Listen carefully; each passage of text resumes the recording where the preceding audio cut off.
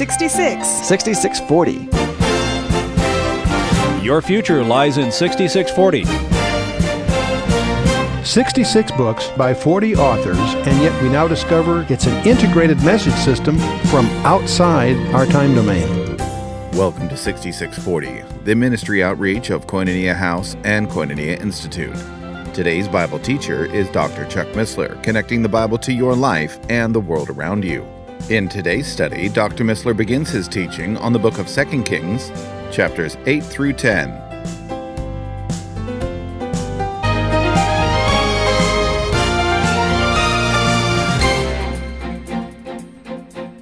We are in 2 Kings, and we are in session 3. We'll do session 3 and 4 tonight, 2 sessions back to back.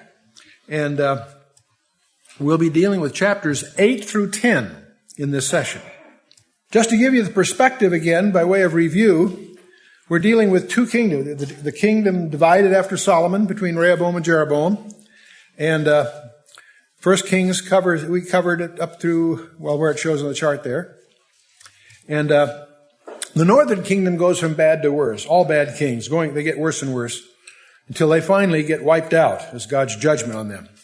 That's over a period about over 2 centuries, and then God washes his hands of it. It went into the Assyrian captivity. The southern kingdom went from bad to worse, but did have about 7 or 8 good kings, and covers about an extra century out of all that. But in 606 they go into captivity, but to return because of not because they deserved it, but because of God's commitment to the house of David. And that will echo all through these books as we explore the history of these 2 kingdoms, sometimes fighting, sometimes in alliance.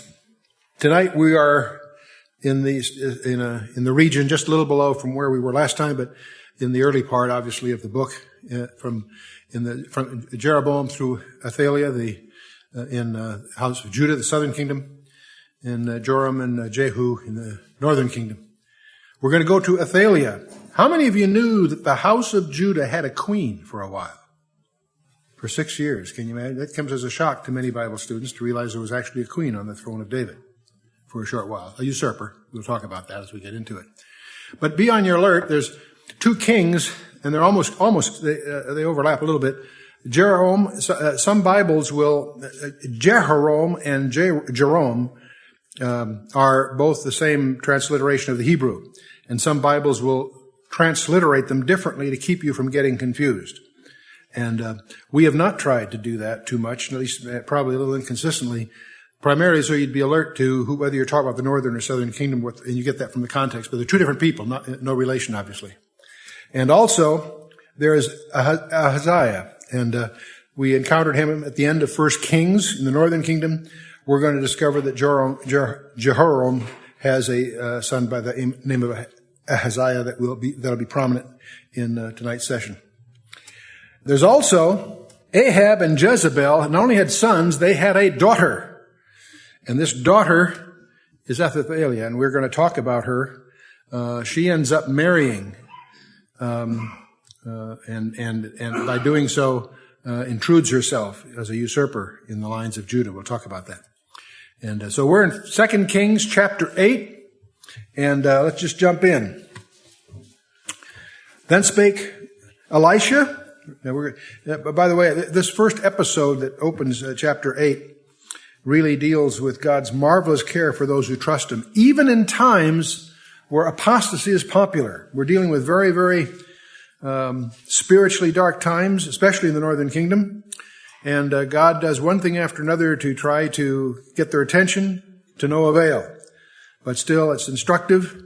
And as we watch God's extremes here, let's be sensitive to how it might apply to us for lots of reasons. Anyway, then spake Elisha unto the woman whose son he had restored to life. Remember from last time. Saying, Arise and go thou and thine household, and sojourn wherever thou canst sojourn. For the Lord hath called for a famine, and it shall also come upon the land 7 years. God is sending a famine to the northern kingdom to get their attention because of their apostasy. But through Elisha, this woman is tipped off to anticipate that. And so he directs her to leave the country temporarily for a 7-year period. And this is really intended to be punishment for apostasy. And you'll find in the Torah, Deuteronomy 11 and 28, a number of places that kind of thing highlighted. Verse 2, and the woman rose and did after the saying of the man of God. And she went with her household and sojourned in the land of the Philistines 7 years. So, very interesting how often this happens. You may recall the study of Ruth, where Naomi does the same thing. Bitter famine in Bethlehem, she goes to Moab, in that case, to sojourn for 10 years, actually. But in any case, here she is, this woman that Elisha has been taking care of, and she's trusting the word of the man of God. So she left her home and for 7 years. Okay, verse 3. And it came to pass at the 7 years' end that the woman returned out of the land of the Philistines. She went forth to cry unto the king for her house and for her land. And so she's trying to get her property back. She's abandoned this property for 7 years. And someone obviously has taken it over in her absence. And she's not asking, by the way, for it to be returned to her free. She's willing to buy it back, since apparently it was a paternal inheritance to her. And that was guaranteed to every Israelite family by the law of Moses. Now, we need to be careful here. I won't make a big thing of it here because it's not essential to the study. But be sensitive to the fact that when they talk about buying and selling land, they're not talking about the way we do it in fee simple.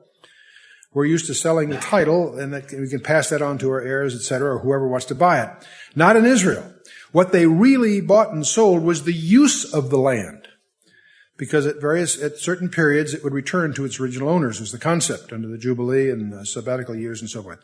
So recognize that we're talking about usage. In any case here, though, the intent was that the land would stay with the families that it was originally ascribed to, and they might sell the use of it to pay some debts, but there were procedures by which it would return to them. So she went to the king, she went forth to the king to try to get her land back. As verse 4 says, the king talked with Gehazi, the servant of the man of God, saying, tell me, I pray thee, all the great things that Elisha hath done. Now, the fact that Gehazi is here tells you that this episode that is here chronicled isn't necessarily in chronological order. Because we remember when Naaman the Syrian was there, that Gehazi, from his greed, ended up getting Naaman's leprosy. So Gehazi's out of the picture chronologically from that day on, to the best of my understanding. I think this is a flashback. It's an episode that occurred earlier, and inserted here by the writer to highlight an issue that will be relevant to the story going on. But anyway, we see Jehoram talking to Gehazi, Elisha's servant. I think he's motivated more by curiosity than compassion to begin with. He tell me more all the great things that Elisha has done. It came to pass, as he was telling the king how he had restored a dead body to life. You remember that with Elisha? That behold, the woman whose son he had restored to life cried to the king for her house and for her land. Very startling that she actually must be available to interrupt. That's the impression you get here. And Gehazi said, my lord, O king, this is the woman, and this is her son, whom Elisha restored to life. So you get the impression somehow that while Gehazi is having this conversation with the king, that she somehow is able to bust in and speak for herself, and Elisha makes the identity here, and on it goes. And so, now, her appearance apparently impresses Jehoram so much that he asks her to fill in the details of Gehazi's story. So he'll even order not only that the land goes back to her, but the proceeds from the sale of the land will also be given to her. When the king asked the woman, he told him, and the king appointed unto her a certain officer, saying, restore all that was hers and all the fruits of the field since the day that she left the land, even until now. So the king has gone all the way from just curiosity to the point where he really establishes her. Part of this, the speculation of most commentators, the writer put this in here to demonstrate how God provides for the faithful. The Shunammite woman was a believer. He removed her from the famine during those 7 years, and then also brings her here and blesses her upon her return. It's remarkable also to read, so you don't miss this either, is that she is faithful to the worship of the Lord. The king is not. He's an idolater. He's the northern kingdom. So it's very remarkable that he, on the one hand, blesses her, even though her belief system and her commitment and her loyalty is not to the God that he really worships. Rather interesting. And so, anyway, moving on, verse 7. And Elisha came to Damascus. And we're now going to talk about how some intrigues with the Aram, the people that we would think of as Syrians up there.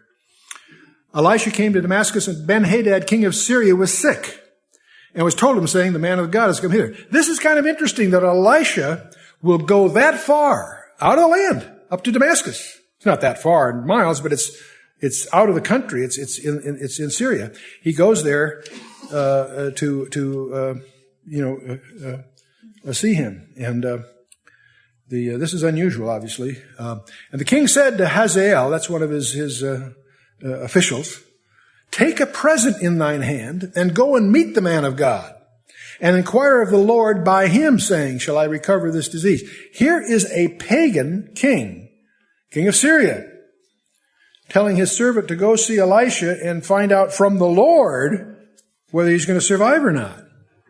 That's pretty interesting. It's too bad that the leadership in the northern kingdom didn't do the same thing, is go to the Lord for their instruction rather than their idols and their whatever. So anyway, verse 9, so Hazael went to meet him and took a present with him, even of every good thing of Damascus, 40 camels' burden, and came and stood before him and said, thy son Ben-Hadad of king of Syria hath sent me to thee, saying, shall I recover of this disease? Now this is pretty impressive. 40 camels. Now don't get the impression they're fully loaded, by the way. I understand that the experts say that what they would often do is put one gift per camel. So part of it is a question of making a show. But still, you're talking a caravan of 40 camels as a gesture of the king to Elisha for responding to an inquiry here, which is pretty impressive. And Elisha said unto him, go, say unto him, thou mayest certainly recover. Now understand, Elisha is talking to Hazael, the servant of the king. Elisha said unto him, go, say unto him that thou mayest certainly recover. Howbeit, the Lord hath showed me that he shall surely die. That sounds like doublespeak, doesn't it? And he settled his countenance steadfastly until he was ashamed, and the man of God wept. Let's see if I can sort this out a little bit, because it's from the text, a little hard to understand. What Elisha is trying to say to Hazael, that he would recover if Hazael won't interfere. But what Elisha is doing is indicating that in the state of his disease he will recover, but he's also prophesying that Hazael is going to murder him. And Hazael realizes that as Elisha looks him right in the eye. And as Elisha realizes that Ben-Hadad, who is apparently a friend of his, he feels about, because the man of God wept as a result of this, because he knew that murder was going to come upon his friend. Elisha fixes a gaze upon him in the hopes, perhaps, of embarrassing him out of that deed. But privately, Hazael is probably glad because of Ben-Hadad's fate, because he will be able to stand to pick up the throne. And so God's revelation also gives the man of God insight that he weeps. You know, it's how often that is. We often think of, to be a prophet and know what's coming would be exciting. But you'll notice if you study your scripture how often it's the prophet that sees the future that weeps. The best example of that, of course, is Jeremiah, who's known as the weeping prophet. Not only because his prophecies, he really, in a sense, presided over his dying nation before the Babylonian captivity. You remember John, Revelation, in chapter 10, when he's told to take the book, and it would be sweet in his mouth, but to his belly it would be bitter. And how often that is, it's good at first until you really realize the penalty of sin and the penalty of judgments that are coming and so forth. So that's a very typical thing. Anyway, let's move on to verse 12. And Hazael said, why weepeth my Lord? And he answered, that's Elisha answered, because I know the evil that thou wilt do unto the children of Israel. Their strongholds wilt thou set on fire, and their young men wilt thou slay with the sword, and will dash their children, and rip up their women with child. And Hazael said, but what, is thy servant a dog that he should do this great thing? And Elisha answered, the Lord hath shown me that thou shalt be king over Syria. So Hazael's getting a lot of stuff here, because at the first time, see in verse 13, Hazael pretends to be offended by this disclosure. He feigns the humility. Am I a dog that I do that, and so forth. But also, before it's over here, Elisha actually adds a prophecy that Hazael will be king over Syria. And so, moving on to verse 14. So he departed from Elisha and came to his master, who said to him, "What said Elisha to thee?" And he answered, "He told me that thou shouldest surely recover." Which is sort of true, and yet it ain't true. Huh? It came to pass on the morrow, they took a thick cloth, dipped it in water, and spread it on his face so that he died. In other words, he suffocated him. And Hazael reigned in his stead. So he suffocated him in a way, apparently, that would create the impression. See, it's really tragic. Elisha had predicted that he would be king. If he would have been smart, he would have waited for it to happen. That's what David did relative to Saul. He wouldn't touch Saul. He waited till God's timing. Hazael could have rested on that prophecy. But no, he took matters in his own hand. And he murdered the king. I might mention, by the way, back in 1 Kings 19, you may recall that Elijah, the predecessor of Elisha, had previously anointed Hazael as king. It didn't hit us then because we didn't have all the background. But this event that is here reported is in effect a fulfillment of that prophecy, even though it was done by Elijah's protege rather than Elijah personally. And now you say, gee, why would God have Hazael, this cruel guy, be in a situation to dominate Israel? See, the Syrians are going to be very, very powerful. And this is part of God's discipline for his people. It's very, very disturbing, and it's yet very, very insightful to recognize as we go through here, God cares especially for his own people. And here are his own people that are disobedient. He goes to all these elaborate things to try to get their attention, to judge them. His focus is on his people. He is not ignoring the others, because we see him take care of the Shunammite woman. He took care of Naaman. But the focus is on the people that he's called. And that's disturbing, because if he's called us, then his focus is on us, and he expects more of us than he might of others. To whom much is given, much is required. But anyway, let's move on to verse 16. In the 5th year of Jeroboam, the son of Ahab, in other words, this is a northern kingdom guy, the son of Ahab, king of Israel, Jehoshaphat, being then king of Judah in the south, Jehoram, the son of Jehoshaphat, king of Judah, began to reign. Now, 32 years old was he when he began to reign, and he reigned 8 years in Jerusalem. Now, Jehoshaphat appointed his son Jehoram as co-regent the year he went off to battle with Ahab at Ramoth Gilead. He probably thought he was going to be out of the country for a long time, but in any case, Jehoram evidently remained in Jerusalem to run the country while his dad was gone.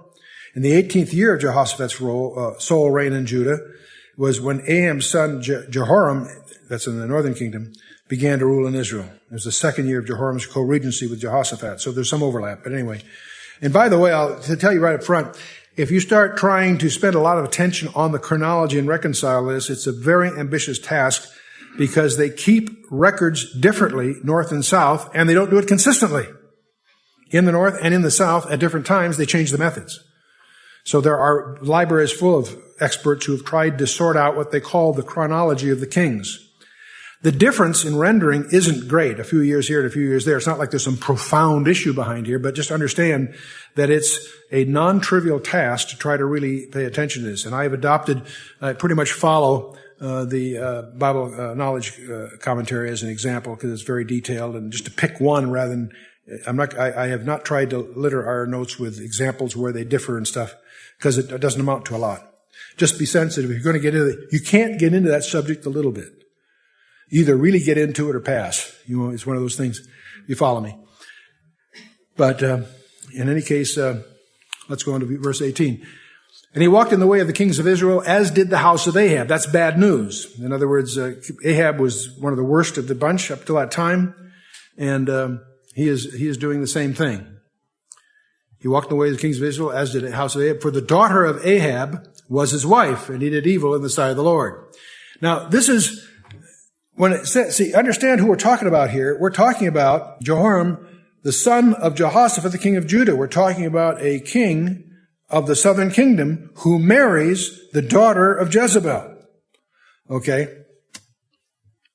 And he walked in the ways of the kings of Israel. See, if he was a king of Israel in the northern kingdom, that's one thing, but he's not. He's the south. He's following the pattern, the culture of Ahab. For the daughter of Ahab and Jezebel, you might add, was his wife. And he did evil in the sight of the Lord. And yet the Lord would not destroy Judah for David his servant's sake, as he promised him to give him always a light and to his children. So, in other words, this king is bad news. He married Athaliah, the daughter of Jezebel and Ahab. That's bad news right there. We're going to talk a lot about her in a little bit, so we'll get into that in more detail. But even though he's bad news, God is gracious to the southern kingdom because of his promise to David. And that's going to echo all through here, that his commitment to David. Because it pleases God to do that. If for no other reason, then his whole program of redemption is organized through the line of David, to the ultimate son of David, namely Jesus Christ. Anyway, verse 20, in his days, Edom revolted from under the hand of Judah and made a king over themselves. Now, by the way, just before I leave Jehoram here, he was one of Judah's evil kings. In the southern kingdom, there's some good guys, some bad guys. This is one of the bad guys. It's interesting, by the way, something else about him. 2 Kings here mentions only two of the unfortunate events that marked the reign of Jehoram. One of them that's not included in your text, but you need to be aware of to follow what's going to come on later. He murdered 6 of his brothers. And most commentators take for granted that the one that talked to his wife is the one that talked him into it, for some reasons that'll come forward later. So, because no other Judean king practiced such a thing. But Athaliah herself did the same thing when she later rules. And we'll talk about that in the next session in more detail. But, okay, now get in verse 20 here, where the days of Edom revolted. You see, Edom had come under control of Judah under Jehoshaphat. And he defeated a coalition of kingdoms that included Edom. This is in 2 Chronicles 20, if you want to look it up. At that time, an Edomite deputy may have been put in charge on the throne in place of an Edomite king, because they're in subjection to Judah. And Edom helped Israel and Judah in their campaign against King Mesha, you may recall, in chapter 3 of 2 Kings, before, in the previous sessions. But now in Jehoram's day, Edom finally rebels and set up their king. That's they not only revolted, but they made a king for themselves. So they threw off the provisional government, if you will. So Jehoram went over to Zaire, and that might be by the way, a translation of Seir, which is another idiom for Edom, Mount Seir. Anyway, and all the chariots with him. And he rose by night and smote the Edomites which compassed him about, and the captains of the chariots, and the people fled unto their tents. And yet Edom revolted from under the hand of Judah unto this day. Then Libnah revolted at the same time. Now Libnah was located southwest of Jerusalem near the border of Philistia. The rebellion seems to have been precipitated by Philistine influence. We get that from 2 Chronicles, not from 2 Kings. There's a lot of parallel passages here, and we're not going to try to reconcile them all. We'll just pick what we need to follow the thread. So the Philistines invaded Judah in Jehoram's day, and of course Judah suffered a lot of losses at their hands. And the Arabians also rebelled. Both Philistia and Arabia feared and paid tribute to Jehoram's father. But Judah's weaker under Jehoram, partly because of his wickedness. So his father had set these things up, but with the young guy taking over, they're taking the opportunity to throw him off because he doesn't have the strength. So first of all, he's not faithful. That's one of the reasons the nation is weak, is because he's in apostasy. There's a lesson there. Anyway, the rest of the acts of Jehoram and all that he did, are they not written in the book of Chronicles of the Kings of Judah? And Jehoram slept with his fathers and was buried with his fathers in the city of David, and Ahaziah, his son, reigned in his stead.